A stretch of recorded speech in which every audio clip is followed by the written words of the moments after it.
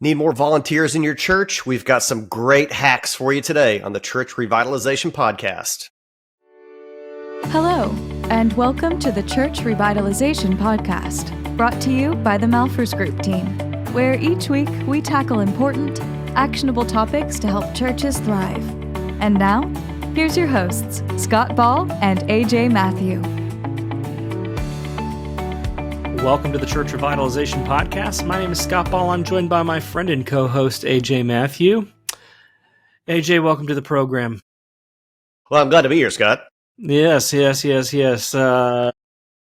Same bat time, same bat channel, my friend. This is episode 276, if you can believe it. Creeping up on that old 300. That's a big number. Can't wait for that. That's going to be great. So, we'll celebrate it the way we have other milestones, which is to go. Yeah, where we mention it. Yeah. Yep. Kind of like we just did with this one episode. Okay.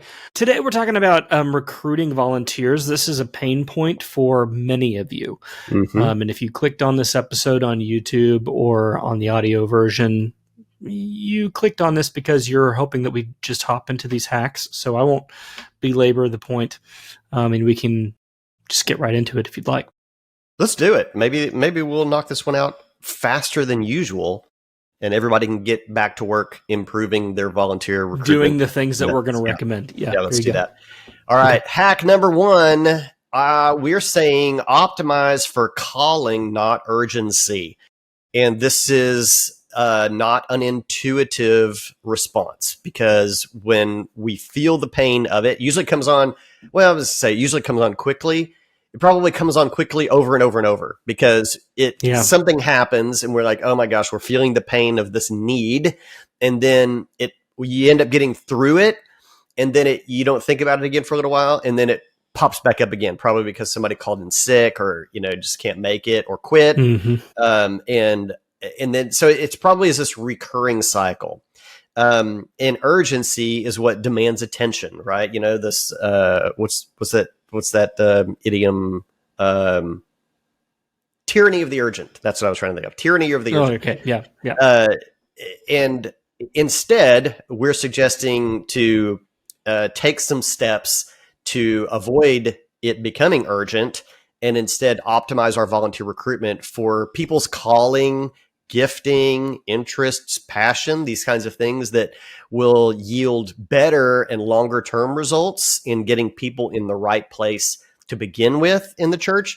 Now, when we could go super deep on this one point, and we have previously on these kinds of things. So, Scott, maybe we'll circle back around to this in the near future and go a little bit deeper on this first point.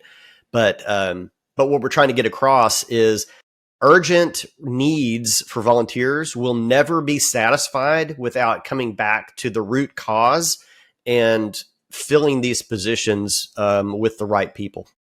Yeah. I mean, here's what doesn't work, and this is what most churches are doing. Urgent pleas, as you've said, from the pulpit, they don't work. I'm going to be honest with you, the ministry fair thing that you do, once in the fall, once in the spring, has limited effect, and you get this ministry fair. Everybody's trying to promote their ministry. Like, now you've created a competition between your ministry and all these other things. People are going in there as consumers, shopping your different ministries to see which ministry they might like to join. All of this is not good. As if the hand could be, as if some shoe wear company could promote to the hand, you really ought to wear shoes on your hands. No, hands don't wear shoes, they wear gloves. And so, to set up a ministry fair is like promoting to these different parts of the body of your church. Try being this thing, but if that's not what they are, then it's not the right fit. So what you need to do is help people better understand how it is that they are wired, how it is that they are gifted, how it is that they are called, and help them to accept the reality that they are called. There's no person exempt from the calling into ministry. Every person is called into the ministry. So this speaks to what you were talking about, AJ. The problem is that when you have urgency driving this problem rather than intentionality driving this solution, then you don't do the things that it takes to help connect people to their calling. So you have to do the hard work of actually going through all of your volunteer positions and categorizing them. What kind of person is best fit, for this particular position. And then you have to do the hard work of helping people to discover what their calling is and what their gifting is so that you can match those two things together. And you can't do it in a rush and you can't do it in a hurry. And I understand that a lot of you are going, but I need it in a rush and I need it in a hurry. We'll talk about some other things that might help. But the long-term solution to this problem is slowing down and doing this intentionally and not pushing the gas and pushing your people. Because over the long term, AJ, what happens is people burn out because it wasn't a good fit, or they're just not enthusiastic about it, or people just not every person responds to that kind of a pitch. And so you have people who just sit on the sideline because they figure, this is only for the people who are willing to go the extra mile to meet that short-term need. So everybody has a part to play, and taking the time to help people understand what their part is it's not a hack. It's not a trick. We've talked about this on the podcast several times, but we had to put it first, AJ, because it's the number one solution. Now, something I do want to mention real quick before we move on to number 2 is that in the Healthy Churches Toolkit, we already have in there a couple of assessments that you can use, that you can download and use. They're printable, like a DISC assessment and a spiritual gifts assessment. You can download those, and they're in Word document format. So if you wanted to make some language changes or put your logo on it, you can do that. We also have job descriptions, volunteer job descriptions that we've already sorted for you. We've put their temperament alignment and their spiritual gifts alignment on that job description. So you could change it if you wanted to, but it's going to save you a ton of time. And we've made ones for the most common things, for greeters and small group leaders and children's ministry volunteers, the things that most churches have. So it's maybe not every position you have, but it's a lot of them. It's going to save you a ton of time. So sign up for that. And coming soon, I don't want to say when because we're still working on the bugs, but we're actually working on an AI-based tool that people will be able to fill out like a DISC assessment and a spiritual gifts assessment in the tool, and then it will make recommended matches based on a list of common or generic volunteer opportunities that most churches have. And that's going to be inside the toolkit for churches to use as well. It's on the roadmap. That's all I'll say. I don't want to commit to a date, but yeah. Well, all good reasons to be in there. Sure. I mean, yeah, in addition to those resources, we've also got a lot of the principles that were sort of just mentioned conversationally here are within the leadership pipeline design training that is also in the toolkit. So yeah, you beat me to it because as you're going through this, I'm like, this would be a great time to pitch the toolkit. Just go to malfersgroup.com. I'm not even going to give you a slash because right there on the homepage, there's a button that says get the toolkit. So 7 days, 7 days for free. So yeah, 7 days free. I mean, we're not going to penalize you if you go in there and you download all those job descriptions. Yeah. I would like for you to stick around, but I get it. I've done that kind of thing before. If you're like, oh, I just want that thing, go in there, sign up. Yep. Do that. All right. Our second hack, we're saying, go small to go big. And what we mean by this is you need to get more specific. Too often, again, this urgent call goes out, and 99.9% of the time, it's we need more volunteers in children's ministry. Because that's where like your biggest volunteer area. You've got the most separate age groups and classrooms, and you need two deep leadership in all those places. So it's a huge pool of volunteers. Depending on the size of your church, can get really, really big. But not being specific enough, you need to think about it from the hearer's side. You're sitting out there in the congregation on a Sunday and you're like, we just need more people. We got all our children's ministry is growing, or maybe it's not. And we need things. And people are, when you take this internally in, you're like, well, what does that mean? And would my participation make any difference in that? I mean, if you needed to raise money for your church and you're like, yeah, we need, $10 million. Your people are like, what can I do? I can't contribute to $10 million. But if you're like, hey, you know what? If we could have $25 a month going towards this thing, then somebody can look at that and go, oh, I can contribute $25. If you're like, we need 3 people to cover because we just need an assistant with the 3-year-olds, and we need somebody that can lead story time 2 Sundays a month with the elementary age kids. Somebody can hear that and go, I can picture myself in that. That sounds like something I could do. So get specific. We said go small to get big. Get specific to go broad. And you're gonna get more people when you talk about specific needs. And I think, and this is something you can change. This is just a language change, but you are going to need to know the actual data. So if you've been stuck up at the front of the church every Sunday saying we need more people in children's ministry, and you don't actually know what the need is, learn what the need is, and change the way you're putting that out. That's right. It's what you've kind of touched on is more from the promotion side. I kind of want to touch on even just the leadership side of things and the mental part of it. Yeah. I've used this example before several times throughout the podcast in reference to church planting. When you think about recruiting a launch team for a church plant, we need 75 people. It's very overwhelming. But when you break it down into smaller parts and go, well, we need a bass player, and we need a drummer, and we need, 5 people who will agree to be greeters. And you start breaking it down into its component parts, it becomes less daunting because you can think of someone who would be good for that. And what tends to happen is we just think of these things in buckets. We need more children's ministry volunteers, or we need more people in the band, versus going, well, no, we've got one bass player, but we need one more bass player so that we can have a healthy rotation, of every other week. That's way easier to do because now you're not thinking of band members generally. You're thinking of, who do I know that plays the bass, or how could I pitch that, as you were talking about? Hey, we are looking for someone who plays bass. We're talking to other people who might know someone who plays bass. It's just a completely different type of conversation.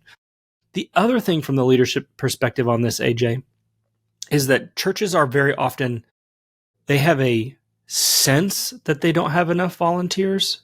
It's a feeling, but they don't really know. Like, how many volunteer positions do you have in the church? How many of those are currently filled? How many are actually vacant? You can't just have a generalized sense of we need more volunteers, do you? I mean, I don't. Most churches don't know. So this is actually something that we work on in our leadership pipeline process. When it's one of the major workshops that we do, is we essentially do this volunteer audit where we go through and we look at every possible position, the ones we have, the ones that we need that maybe don't exist yet. And we start to figure out, where are these holes? Where are these gaps? It's just way easier to recruit volunteers when you know where the actual gaps are, not the ones that you sense that you have, but the ones that you know that you actually have. So this would be my encouragement here, would be to do a volunteer audit. List every volunteer opportunity you have. Figure out how many you need in each position, and figure out how many you already have in each position. And you might, I don't know, the other side of that exercise, AJ, could be even more panic because you're like, oh wow, we're short even more volunteers than we thought we were. Or a sense of relief where you go, actually, we're doing okay. We really need 15 volunteers would really fill the gap in. And you might go, well, we can do that.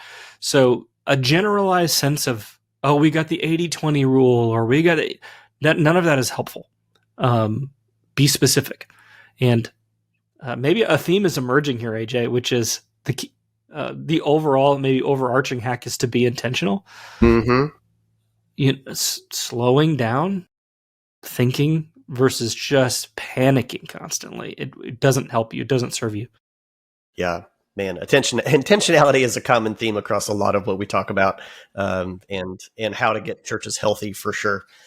All right, our third hack, and you touched in on this a minute ago, Scott. Broaden your circle of recruiters and empower people and encourage people already engaged in the work of the ministry in your church to be part of the recruitment process. If I was leading a small group or the toddlers class and we needed an assistant, I mean, honestly, I would rather have somebody I enjoy working with, maybe somebody I'm already friends with, rather than just hoping you send me a stranger. Now, if your church is 50 people, you're going to know everybody anyway. But, when you get to a point, people don't know everybody. But a lot of times I think volunteers don't even feel like they can be a part of that process of helping to recruit for the ministry. I think this should be highly encouraged. Now, of course, you want to know, again, what are the qualifications? What type of person are we looking for? So that your then broadened group of recruiters know who to ask. But this is going to help you find people more quickly. Employ this tactic, this hack, and I think you're going to fill your volunteer positions faster and maybe have even better energy in these ministry areas because the people perhaps are working with people that they're comfortable with, they enjoy being around, and we'll kind of lift each other up together. Yeah. I mentioned the 80-20 rule. I think that there's maybe a unintentional thing that happens in a lot of churches. This is especially true the larger a church gets, but it's true even in sort of more normative sized churches, is that 80% of the people, 20% of the people do 80% of the work to some degree because that's a natural thing that happens, but to another degree because those of you in leadership only know 20% of the people really well, so you keep asking the same 20% of the people to do more and more things. You just don't know everyone, or you don't know everyone as well as you know that 20%. And so you need to start including more people in these discussions and activating and empowering more people for recruitment. So here's a practical step you can take. Hop into your church management software if you have it, or if you've got an old school church directory, you could do it that way manually, I suppose, or an Excel spreadsheet, whatever you've got. And try to make a list of all of the people that aren't currently serving in at least one ministry at least once a month. So I'm not talking about people who they help out each year at the trunk or treat, or they did an Operation Christmas Child box or whatever. I'm talking about people who aren't regularly serving somewhere. You might maybe also include in this list people who the only thing they do is they're a greeter once a month. That's an important role, but you might kind of put them into the pile of people who might be able to take on some other responsibility as well. And start going through this list and start thinking through what would maybe be a good fit for this person. And you might come across some names you're like, I don't even know who that guy is. So you want to start thinking through who would know who this person is. And then from there, if you can start making some matches or potential matches for ministries, like, oh, I heard this guy plays bass. Who would be a good person to go and talk to that person? Yeah, maybe it's someone that goes to small group together, like you said, AJ, or maybe it's someone who has a friendship, or they're family friends or whatever, and maybe activate that person to invite that other person to serve. Or you can start asking around, who do you know that plays bass? Who do you know that's interested in, who works in the school system and might be good at working with kids? You don't know everyone. And when you get outside of 50, 60, 70 people, I promise you, even at 100 or 120 people, there are certain people you know really well and other people you don't know as well. And so you might not be the best recruiter for every position. Yeah. I was going to say, get your existing bass player up there and say, hey, we're looking for a bass player, but bass players should never have microphones. So don't do that. You just offended some bass player somewhere. I disown the comment. I have nothing to do with it. Send your hate mail to ajmatthew@malfirsgroup.com. What I would say, though, blend this in with, what was mentioned at the top about, being specific about what you're looking for. you can even have a little fun with this, like we're looking for somebody. You can name off these characteristics, put them up on your screen if you have that, put it out there in a way that people might internalize it and start thinking, wait a minute, he's describing me, or he's describing my interests, or, she's really making it sound like she's talking to me. And let a little bit of Holy Spirit conviction happen then with somebody, and they'll raise their hand and go, all right, I'll do that. So, I think these are some really doable things that maybe you haven't tried, and I think you'll see some good results from. Yeah, absolutely. All right. Our fourth hack is one you're not going to like. I'm sorry, but we at least saved it for the end to get you hooked on the list. Streamline your ministries. Essentially what we're saying here is you might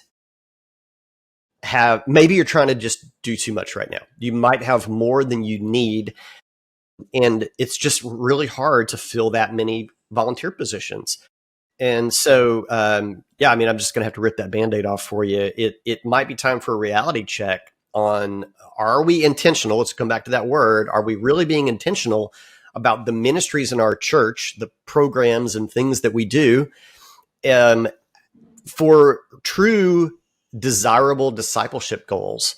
And are people actually engaged in that? Do we have some things that could be cut, that are going to free up lots of resources in addition to human resources that could be better allocated somewhere else? So this is a tough one to hear. It's one of the hardest parts of the work that we do with churches, because this is a component of our strategic envisioning process. We talk about these things.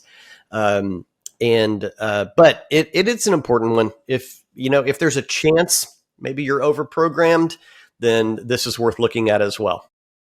Totally. I think one of the things that we do in the church ministry analysis, which, by the way, if you sign up for the Healthy Churches Toolkit, you get access included for the church ministry analysis as part of that. And it's a consulting service. It's not just like a survey you fill out once. We, put a whole report together and meet with you and all of that. But anyways, one of the things that we do in the church ministry analysis is we ask some questions about volunteering and some sense that people have about leadership and participation and all of that. We also ask for some hard data numbers on how many people in your church are actually volunteering and serving. And what we often find is that people will say, wow, the engagement is really low. But the actual numbers tell us that quite a few people actually are volunteering. And it's hard to calculate that exactly, because you have some people who double dip, so they might accidentally have been counted twice because they serve in children's ministry and as a small group leader, so they might have been double counted. But we ask them to clean their data as best they can to make sure that's not happening. Anyways, all that to say, there's very often a church has a higher percentage of engagement in volunteering than they think they do. And there is an upper limit to that. And it's like maybe close to 70% or so. If about 70% of your people are volunteering in at least one ministry area at least once a month, you probably won't get much more than that, because there's always new people. Kids don't volunteer. So, that you've got that number that immediately kind of comes off the top. For lots of reasons, you're just not ever going to hit 100%. That's not even realistic. And so if you're getting close to that, you're at like 57, 60, 65% of your average weekly attendance is serving regularly, you're there. Like think of it like a budget. You've maxed it out. And so you can reduce the spending, so to speak, by reduce the volunteer load. And that's the way to solve that problem. Or you have to grow the church to the size that the number of ministries you have, you have to right size the ministries to the size of your church. And a lot of our churches that we work with, AJ, they're just massively overprogrammed, and it's just not realistic. In fact, I was meeting with, if they're listening to the podcast, they know who they are. Just last week, I was meeting with one of the churches that's going through our pipeline process, and they came to this realization. They were like, I think our volunteer engagement's pretty good. We're working on getting people in the right spot and so on. But I think we're overprogrammed, and we're going to have to make some cuts and some streamlining if we're going to be healthy. Otherwise, we're going to burn out our folks. And that's a conclusion they came to all on their own. I didn't even say that to them. And, but you can't know that, AJ, unless you've actually done the work of figuring out what are all of our positions. If you start doing, this is how they came to it. We did the math. And they were like, here are the overall number of volunteer positions we have. And here's the number of people in the church. It's not realistic for us to maintain all of these positions. Yeah. Given the size church that we are. Yeah. You've got to collect the data. You got to be working from good data, because, you start talking about cutting things. You're going to have that information to support those kinds of changes and to bring people, into that like way of thinking and seeing the value of that kind of a change. So yeah. This is not some of these things we're talking about. You can do them next Sunday. This isn't one of them. This is a longer term process. I think most of these things are things you can't execute before next Sunday, probably. Well, you can change your language. Yeah, I think you could probably okay, probably do some of that stuff. But yeah, this is definitely not one of them. Yeah, and I think, and you mentioned you sort of liking it to money and budgeting. I think it's a great way of thinking about it. I mean, the volunteer needs in the church, the positions that need to be filled, that's the expense side of the equation, and filling those with volunteers is our revenue side. And we're constantly thinking it's a human resource, right? Yeah, that's exactly right. Just like a financial resource, which, those ministries might also take. There might be a money thing connected to this as well. That's not what our point is today. But it could be you're needing more money also because we've got too many ministries that have financial expenses, but you might have too many things happening that have too much human resource expense. And instead of trying to increase on the revenue side with more volunteers, we might need to cut our spending on the needs side. So yeah, because it can create this false sense of, well, we just don't have good engagement. No, your engagement numbers are really good, but you're asking way too much. You're not going to be able to sustain that level of volunteer engagement for the number of positions you have for the size of church that you are. It's just why are you even trying to do? It's unrealistic. So I don't know, AJ, I would kind of, the overarching note I would say is, I've talked about this a lot on the podcast, so it's one of these bells I keep ringing, but all of this kind of work in that Eisenhower matrix falls in that important but not urgent category, where you go, we don't take the time to think about it. And so we're only thinking about volunteer recruitment when we're feeling the pain of our unintentional actions. And the solution to this problem is not to chase a shortcut. It's to do the hard work of intentional leadership pipeline design and leadership development. And so maybe we deceived you a little bit by calling these hacks, because hack maybe implies a shortcut. But maybe the dirty little secret all along is that doing the hard work is the shortcut, because you're going to be plagued by chronic challenges if you don't take the time to do this intentional work that we're talking about in today's episode. Yeah, we highly encourage you to take that on. Definitely head over to malfirstgroup.com. Right there on the homepage, you can click to get started in the toolkit, have access to resources and training. And there's plenty of ways that you can get contact with us as well. We would love to have a Zoom call with you, talk about where's your church currently at, and what are the pain points that you're feeling, and how can we come alongside you to help work through those and see your church improve, see the health of your church improve, and the productivity of your ministries, focusing on making and maturing disciples of Jesus, growing and improving. We'd love to see that happen. This has been episode 276 of the Church Revitalization Podcast. So while you're at malfirstgroup.com, you can throw in a /276 at the top and get over to today's show notes. There's a link there also to see today's episode on YouTube. And if you do happen to go over there, click subscribe on that. Hit the bell so that you'll be sure and catch every week of the Church Revitalization Podcast in all its video glory. We'd love to see you over there. Yeah. We're getting some increased engagement over there, which is fun to see. So it is fun. Yep. We love hearing we can't get comments on like Apple Podcasts. We don't get that. Yeah. But we get that. get that from time to time on the old YouTubes.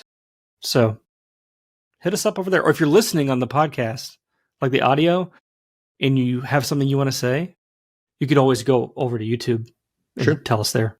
Yep. Love to see you there. Thanks, everybody. See you.